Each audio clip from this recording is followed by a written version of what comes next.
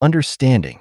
In this section, I will attempt to define understanding with respect to the Intermind model, IMM. With the perspective of the IMM, we can ask the question, is understanding a process in the conscious mind, CM, or is it simply neural activity of the right kind in the physical mind, PM? The concept of understanding, as with the concept of knowing, is difficult to define properly. First, I will try to show that understanding is different from knowing. Let us consider the equation E equals mc squared. This is an iconic equation that most people have seen on TV or in the movies. I think I remember seeing it on the old Twilight Zone TV series intro. Many people have this equation in their memories, and they therefore know this equation and can recite it. A lot of people probably know that E is the energy and m is the mass. Fewer people will know that c is the velocity of light.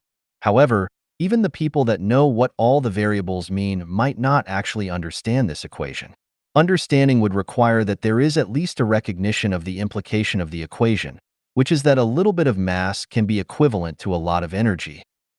A deeper understanding would come from being able to derive the equation from momentum concepts and the limiting effect of the speed of light. So it is clear that people can have knowledge of all kinds of things, but might not have an understanding of those things. It was previously shown that knowledge is simply static information of known things. Let us define understanding as a relationship between those known things. Let us now consider an equation that everybody knows and understands. 1 plus 1 is equal to 2. You can say 1 plus 1 is equal to 2 as a known fact without necessarily understanding it. Understanding takes more work.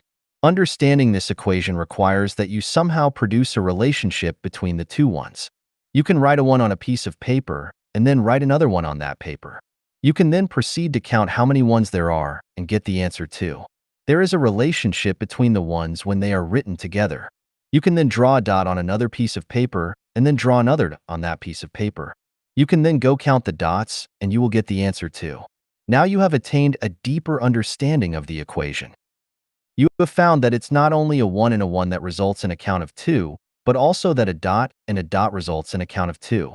You will find that if you do this for other kinds of objects that the count is always 2. You have now generalized what was an abstract mathematical equation to real physical world situations. You will have written and drawn things on the paper, but you would need to have seen the things as visual experiences in your mind to properly understand. Your visual system operates to detect the writing on the paper, and through the action of the intermind, IM, transforms it into a conscious visual experience. You could have done the above exercises without writing and drawing on paper. You could have done this all in your mind. You could have imagined a 1 and then another 1 in your mind. Imagining a 1 is probably going to require that you recall the image of a 1 from memory. Your physical mind will have the information for a 1 stored in the neural plasticity of the brain.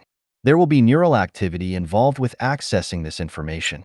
The intermind will detect this neural activity and know that it represents the image of a 1. The intermind will then generate the conscious experience and therefore the knowledge of the two ones. The ones will probably be hazy and fuzzy when imagined this way, and some people may be able to imagine more vividly than others. Nevertheless, it will still necessarily be a conscious experience in the mind. I will make the speculation that it is probably not even possible to understand that 1 plus 1 is equal to 2 without the use of an internal visual image of the situation. So I think it is fair to state that understanding is purely a conscious mind activity. There is no understanding in the physical mind. The physical mind can store the information that 1 plus 1 is equal to 2 because anyone can reflexively recall that information and say it. You can punch in a 1 and then another 1 on a calculator and get 2, but there is no understanding involved within the calculator in producing that answer of 2. Understanding, even the simplest concepts, requires something beyond static information, knowledge, and calculation. Understanding requires a more dynamic relational process that seems to need a conscious experience. It requires that there is a conscious mind to experience the steps of the process. So, understanding is at its core an experience and is not even a thing that exists in the physical world. The human brain cannot understand anything because the human brain is a physical thing and understanding happens as a conscious experience in a conscious mind. Since a computer cannot experience anything, A computer can never understand anything. To say that a computer understands something is the same kind of error as saying that a computer knows something. Without consciousness, there is no understanding. For brains, this statement must still apply even if you believe that consciousness is in the neurons or emerges from the neurons, because there has to be some implementation of the functionality of consciousness somewhere, somehow.